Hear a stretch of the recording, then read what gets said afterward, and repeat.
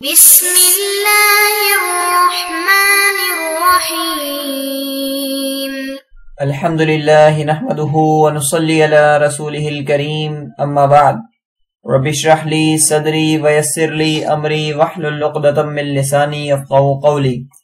ہم تاریخ اسلام اور سیرت النبی صلی اللہ علیہ وسلم کے اسباق پڑھ رہے ہیں، اور ہمارا آج کا جو سبق ہے وہ گزشتہ 2 درس سے جڑا ہوا ہے۔ آج اس کا تیسرا حصہ ہے۔ ہمارے سبق کا عنوان ہے غزوہ احزاب یا غزوہ خندق، جنگ احزاب جسے جنگ خندق بھی کہا جاتا ہے۔ سبق شروع کرنے سے پہلے اپنے پچھلے سبق کی دہرائی کریں گے کہ غزوہ احزاب حصہ دوم کے اندر دوسرے حصے کے اندر ہم نے کیا سبق پڑھا تھا۔ تو ہم نے دوسرے حصے کے اندر پڑھا تھا کہ غزوہ احزاب کیوں واقع ہوا، اس کے محرکات کیا تھے، اس کے اسباب وغیرہ کیا تھے۔ پھر اس حوالے سے ہم نے پڑھا کہ اصل جو مرکزی کردار تھا وہ تو یہود تھے، انہی کی کارستانیوں اور انہی کے سازشوں کی وجہ سے دیگر عرب مشتعل ہوئے تھے اور وہ مسلمانوں کے خلاف جنگ کے لیے مدینہ کی طرف آ گئے تھے۔ پھر متعدد وجوہات ہم نے غزوہ احزاب کے بپا ہونے کی پڑھی۔ اس میں سے یہ بھی پڑھا کہ مشرکین مکہ تو پہلے سے ہی آمادہ جنگ تھے، جب انہیں اسباب ملے، یہودیوں کی سپورٹ ملی تو وہ آگے بڑھ کر آگے۔ علاوہ ازیں ہم نے وجوہات اور محرکات میں سے یہ بھی پڑھا تھا کہ قبائل عرب کے بدلتے ہوئے تیور تھے، ان کی بہت ساری سازشوں کو مسلمانوں نے پکڑا تھا اور ان کے اقدام کو جو مدینہ پر کرنے والے تھے مسلمانوں نے روکا تھا اور ان کو بالکل کنٹرول کر دیا تھا۔ اب اپنی اسی بے بسی کا انتقام لینے کے لیے بھی قبائل عرب مشتعل تھے اور مسلمانوں پر کوئی یورش بپا کرنا چاہ رہے تھے۔ تو اس طرح کے کئی اسباب جمع ہو کر غزوہ احزاب وقوع پذیر ہوا تھا۔ جب یہ سارے کے سارے عرب اور یہ سارے کے سارے قبائل آ گئے تو مسلمانوں نے آپس میں مشورہ کیا، اور مشورے میں یہ طے ہوا کہ اگر مدینہ کے سرحد پر خندق کھود دی جائے اور یوں اپنا دفاع کیا جائے تو یہ مشورے میں بات طے ہو گئی۔ جب مدینہ کا منورہ کا نقشہ سامنے رکھا گیا تو پھر اس میں یہ بھی مشورہ ہوا کہ کھدائی کس مقام پر کی جائے، سب سے مناسب مقام کون سا ہے، اور اس کے بعد نبی کریم صلی اللہ علیہ وسلم کا بذات خود اس کام میں جڑنا اور حضرات صحابہ کرام کا نبی کریم صلی اللہ علیہ وسلم کی معیت اور ہمراہی میں کام کاج کرنا۔ اور اس موقع پر جو حضور صلی اللہ علیہ وسلم نے مدینہ منورہ کو محفوظ کرنے کے لیے دیگر تدابیر وغیرہ کی، وہ بھی ہم نے گزشتہ سبق کے اندر پڑھی۔ یوں ہمارا یہ سبق مکمل ہوا، اور ہمارا جو آج کا سبق ہے وہ ہے غزوہ احزاب یا غزوہ خندق حصہ سوم۔ تو اس طریقے سے ہم نے یہاں تک تو پڑھ لیا تھا کہ سارے کے سارے عرب قبائل یکجا ہو گئے تھے اور یکجا ہو کر انہوں نے اقدام کیا تھا مدینہ منورہ پر، اور اب تو وہ چلتے چلتے چلتے مدینہ کی سرحد پر آ پہنچے تاکہ مدینہ پر حملہ کر دیں۔ جیسے ہی وہ مدینہ کے سرحد پر پہنچے تو مسلمان گویا ان کے لیے پہلے سے تیار تھے اور ایک گہری خندق کھود کے انہوں نے اپنا دفاع کیا ہوا تھا۔ خندق کو دیکھ کر مشرکین کے جو تیز رفتار قبائل تھے اچانک ان کو بریک لگا اور وہ اس تدبیر سے حیران رہ گئے اور وہ قسمیں کھا کر کہنے لگے کہ یہ تو ایک بہت بڑی جنگی تدبیر ہے اور اپنے دفاع کے لیے ہے۔ در حقیقت جیسا کہ ہم نے پڑھا کہ یہ سلمان فارسی رضی اللہ تعالیٰ عنہ کے مشورے سے تدبیر طے کی گئی تھی، اور وہ اس عرب کے بحیرہ عرب کے باشندے نہیں بلکہ ملک ایران کے باشندے تھے، وہاں کی تدبیر عرب میں اپنائی گئی تھی۔ تو عربوں کے لیے خندق کھودنا ایک نئی چیز تھی، جس کی وجہ سے وہ بہت زیادہ حیران بھی ہو رہے تھے اور تعجب میں پڑ رہے تھے اور آپس میں ایک دوسرے کو کہہ رہے تھے کہ واقعی ایک بڑی گہری جنگی تدبیر ہے جو مسلمانوں نے اس وقت اختیار کی ہے۔ اب یقیناً کفار کے لیے یہ ناممکن تھا کہ وہ اس خندق کو پاٹنے اور خندق کو عبور کر کے گزر جائیں اور مدینہ پر اقدام کریں، خاص طور پر لشکر کی سطح پر تو یہ ناممکن سا تھا۔ اکا دکا کچھ لوگ اقدام کریں اور یہ خندق پار کر لیں تو ایک الگ بات ہے، لہذا لشکر تو پورا کا پورا خندق کو پار نہیں کر سکتا تھا۔ اب انہوں نے یہی کیا کہ اسی سرحدی پٹی پر جہاں پر خندق کھودی ہوئی تھی مسلمانوں نے، وہیں سارے کے سارے لشکر نے قیام کیا، اور اب تدبیر یہ طے کی گئی کہ اب مسلمانوں پر ہم تیر اندازی کریں گے اور سنگباری یعنی پتھروں کا ایک طوفان اٹھا دیں گے، جس کی وجہ سے مسلمانوں کو عاجز ہونا پڑے گا اور پھر ہمیں کوئی موقع ملے گا اور ہم آگے بڑھیں گے۔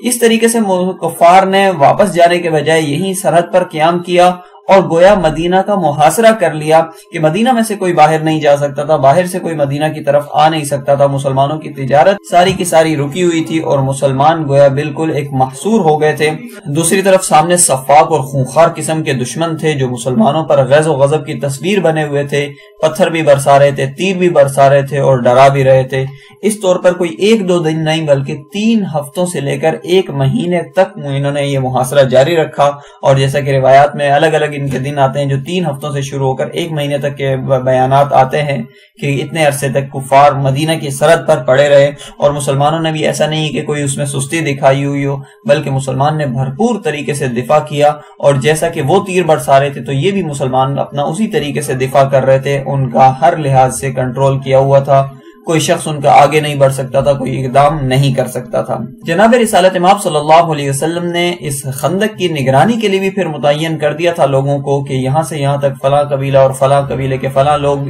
دیکھیں گے، اور فلاں سے فلاں علاقے تک وہ لوگ دیکھیں گے، تاکہ کسی جگہ پر ان کا کوئی اقدام نہ ہو سکے، کفار قریش کا، مشرکین مکہ کا اور دیگر عرب قبائل کا۔ اس حوالے سے دیار بنو حارثہ سے لے کر جبل ذباب تک کچھ لوگوں کو نبی کریم صلی اللہ علیہ وسلم نے متعین کیا، اور یہ سارے کے سارے لوگ مہاجرین تھے، گویا مہاجرین کی زیر نگرانی یہ سارا کا سارا علاقہ تھا۔ اس کے بعد دوسری جو ٹکڑی بنائی وہ نبی کریم صلی اللہ علیہ وسلم نے جبل عبید اور مزداد سے لے کر جہاں آج کل مسجد فتح ہے وہاں تک یہ ٹکڑی بنائی، اور یہ سارا کا سارا انصار صحابہ کے زیر نگرانی تھا کہ یہاں پر آپ لوگ نگرانی کریں گے اور یہاں سے دشمن کہیں آگے نہ بڑھے، اس کا خصوصی خیال رکھیں گے۔ اب یقیناً ایک طویل محاصرہ تھا جو قریباً 1 مہینے پر مشتمل تھا، اور مسلمان اس حوالے سے بالکل دفاع کر رہے تھے، اگرچہ اس دفاع کرتے ہوئے مسلمانوں کو بہت ساری پریشانیاں اور مشکل بھی آئیں۔ ان مشکلوں کا اگر ہم یہاں پر تذکرہ کریں تو ایک تو سیدھی سی بات ہے جو کسی کو بھی سمجھ میں آ سکتی ہے کہ دشمن کا ایک فطری خوف ہوتا ہے، خاص طور پر جب سارے کے سارے عرب قبائل جمع ہو جائیں اور مخالف ہو جائیں تو دشمن کی وجہ سے ایک فطری خوف اور ڈر بھی ہوتا ہے۔ پھر یہ جو جنگ لڑی گئی تھی، یہ جو معرکہ تھا، یہ کفار کی یورش جو تھی، محاصرہ مدینہ منورہ کا تھا، یہ ان دنوں میں ہوا تھا وہ جو بالکل یخبستہ قسم کی سردی تھی، کڑاکے کی سردی لگی ہوئی تھی ان دنوں میں، اور مسلمان کو پہرا دینا پڑ رہا تھا، محاصرے کا کنٹرول کر رہے ہوئے تھے۔ پھر سامنے دیکھا جائے تو اتنے زیادہ تھے کہ سارا کا سارا گویا جزیرہ عرب امڑ آیا ہے، اور دوسری طرف مسلمان چند لوگ ہی تھے، وہ سپاہ جو مسلمانوں کی تھی، جو لڑائی والے جوان تھے اور مسلمانان مدینہ تھے، وہ اپنی محدود سی تعداد میں 3000 کے قریب ذکر کی جاتی ہے تعداد، اتنی ہی تھی جو دفاع کر رہے تھے اور کر رہے تھے۔ تو دوسری طرف ایک طرف 25,000 تک کا لشکر ہو اور ادھر سے چند لوگ ہوں، چند ہزار ہوں، کوئی مقابلہ ہی نہ ہو، اس کی وجہ سے بھی پریشانی اور مشکل بڑھ جاتی ہے۔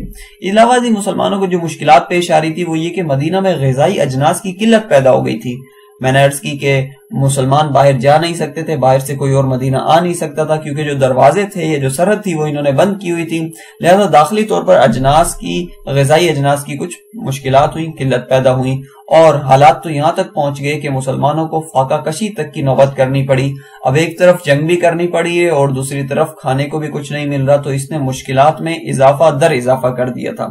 یہاں تک کہ بعد صحابہ کرام رضوان اللہ علیہ مجمعین نے ذکر کیا حضور صلی اللہ علیہ وسلم کو کہ ہم نے بھوک کی وجہ سے اپنے پیٹ پر پتھر باندھے ہوئے ہیں، تو حضور صلی اللہ علیہ وسلم نے اپنے پیٹ پر 2 بندھے ہوئے پتھر دکھائے کہ تم سے زیادہ مشکلات میں ہوں، اور جس مشکل میں تم گزر رہے ہو یقیناً وہ ساری کی ساری میں بھی جھیل رہا ہوں، مشکل برداشت کر رہا ہوں۔ علاوہ ازیں مسلمانوں کو اپنے بیوی بچے کا بھی اندیشہ تھا کہ اگرچہ ہم ان کو حضور صلی اللہ علیہ وسلم کے حکم کے مطابق محفوظ قلعوں میں تو چھوڑ کر آ گئے، لیکن پیچھے یہودی ہیں، کہیں وہ کوئی ایسی ویسی حرکت نہ کر دیں۔ اس وجہ سے فطری طور پر ہر شخص کو یہ خطرہ ہی ہوتا ہے کہ میرے بیوی بچوں کا، اہل خانہ وغیرہ کا کیا ہوگا۔ علاوہ ازیں منافقین جو تھے مسلمانوں کے درمیان ہی تھے، وہ بھی ہر طرح کی باتیں پھیلا رہے تھے، مسلمانوں کو خوف وساوس میں مزید اضافہ در اضافہ کرتے چلے جا رہے تھے، اور جس کی وجہ سے اچھی خاصی مشکلات مسلمانوں کو پیش آ گئی۔ اور اگر قرآن مجید کی ہم تعبیر یہاں پر لیں کہ منافقین اس وقت کس طریقے سے فتنہ مچا رہے تھے، فتنہ انگیزیاں کر رہے تھے، تو اللہ تعالیٰ نے کچھ یوں ان کے بارے میں فرمایا، اعوذ باللہ من الشیطان الرجیم، بسم اللہ الرحمن الرحیم،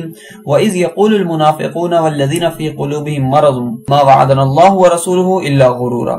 منافقین اور جن کے دلوں میں مرض تھا، یعنی نفاق کا مرض تھا، وہ صرف یہ کہہ رہے تھے کہ اللہ تعالیٰ اور اس کے رسول نے تو ہم سے دھوکے کا وعدہ کر دیا، یعنی وعدہ تو فتح کا تھا، اور یہاں پر تو حالات ایسے ہیں کہ سارا عرب ہمارے خلاف ہو گیا، اور وہ تو تھوڑے ہی عرصے میں ہم پر چڑھ دوڑیں گے اور ہمیں بالکل ختم کر ڈالیں گے۔ تو اس طریقے سے منافقین فتنے مچا رہے تھے، مسلمانوں کو مزید پریشان در پریشان کر رہے تھے، جس کی وجہ سے مسلمان مزید گھبرا گئے اور بہت زیادہ مشکلات کا شکار ہو گئے۔ تو الحمدللہ یہاں جا کر ہمارا درس مکمل ہو گیا ہے۔ آج کے درس کا ہم خلاصہ پڑھیں گے کہ آج کے درس کے اندر ہم نے کیا پڑھا۔ ہمارے آج کے درس کا عنوان تھا غزوہ احزاب، جسے غزوہ خندق بھی کہا جاتا ہے، حصہ 7۔ اس کے اندر ہم نے پڑھا کہ کفار جب اقدام کر کے مدینہ منورہ کی سرحد پر پہنچے تو وہاں مسلمان پہلے سے تیار تھے، اور انہوں نے دیکھا کہ مسلمانوں نے خندق کھودی ہوئی ہے۔ خندق وہ تدبیر تھی جو جزیرہ عرب کے لوگ جانتے نہیں تھے، لہذا وہ اس تدبیر پر بہت زیادہ حیرت کا اظہار کرنے لگے۔ بہرحال وہ واپس نہیں گئی، لیکن انہوں نے محاصرہ مدینہ کا کر لیا اور مسلمانوں نے ان کا دفاع کرنا شروع کر دیا۔ اس مسلسل دفاع پر جو 1 مہینے پر مشتمل تھا، مسلمانوں کو بہت ساری مشکلات بھی پیش آئیں، جس میں سے دشمن کا خوف، سردی، کڑاکے کی قلت رسد اور قلت قمق، یعنی سامان بھی کم ہے اور افرادی قوت بھی کم ہے، یہ ساری کی ساری مشکلات مسلمانوں کو پیش آئیں۔ علاوہ ازیں یہ کہ داخلی طور پر بیوی بچوں کا اندیشہ تھا مسلمانوں کو کہ کہیں ہمارے جو پیچھے منافقین ہیں اور علاوہ ازیں یہود بنو قریظہ ہیں وہ کوئی نقصان نہ پہنچا دیں۔ اس طریقے سے منافقین نے اپنی بدماشیاں اور سازشوں کا سلسلہ شروع کر رکھا تھا، جس کی وجہ سے مشکلات مزید 2 چند ہو گئی، بہت زیادہ بڑھ گئیں۔ تو یہاں جا کر پھر مسلمان آگے کیا اقدام ہوا، کیا نتیجہ رہا اس جنگ کا، انشاءاللہ وہ اگلے اسباق میں ہم پڑھ لیں گے۔ یہاں جا کر ہمارا درس اور درس کا خلاصہ مکمل ہو جاتا ہے۔ جزاکم اللہ خیرا، سبحانک اللہم و بحمدک، ونشہد ان لا الہ الا اللہ وحدہ لا شریک لہ، واشہد ان محمدا عبدہ ورسولہ۔ السلام علیکم ورحمۃ اللہ وبرکاتہ۔